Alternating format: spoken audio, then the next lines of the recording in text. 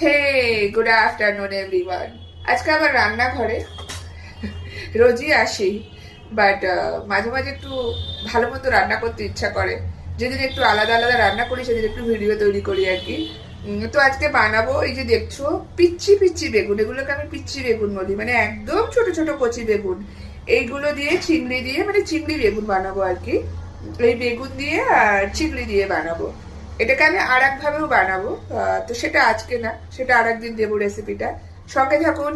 বেগুনগুলো কিন্তু ডাটিটাকে বাদ দেবো না, জাস্ট মাঝখান থেকে একটু কাট দিয়ে দেবো আর কি, হালকা করে, জাস্ট এইভাবে। এই একদম কচি বেগুনগুলো খেতে খুব টেস্ট।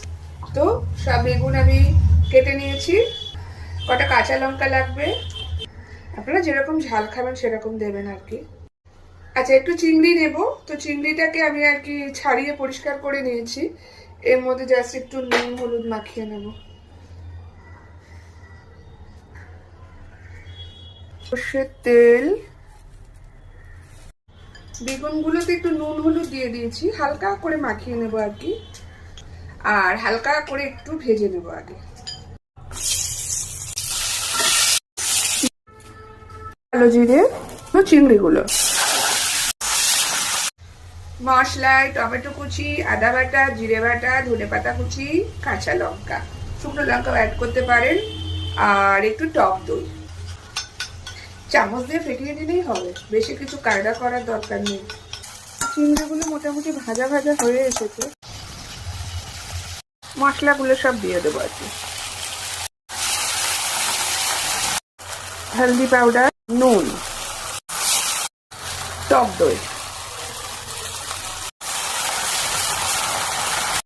একটু জল, মানে ওই দইয়ের বাটিতে একটু জল দিয়েছি তাই সাদা। যেহেতু টক দই দিয়েছি, আবার টমেটোও পড়েছে, তো আপনি চাইলে একটু মিষ্টি অ্যাড করতে পারেন। আমি মিষ্টি দিচ্ছি না, আপনারা চাইলে একটু মিষ্টি দিয়ে দেবেন। আমি দিয়ে দেবো বেগুনগুলো। আমার লাগবে একটু কাসুরি মেথি, যেটা আমি একটু ড্রাই, মানে শুকনো রোস্ট করে নেবো, ভেজে নেবো আর কি।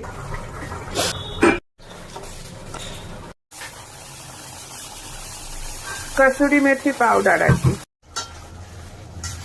কাসুরি মেথির একটা আলাদাই গন্ধ আর কি। ধনে পাতা কুচি,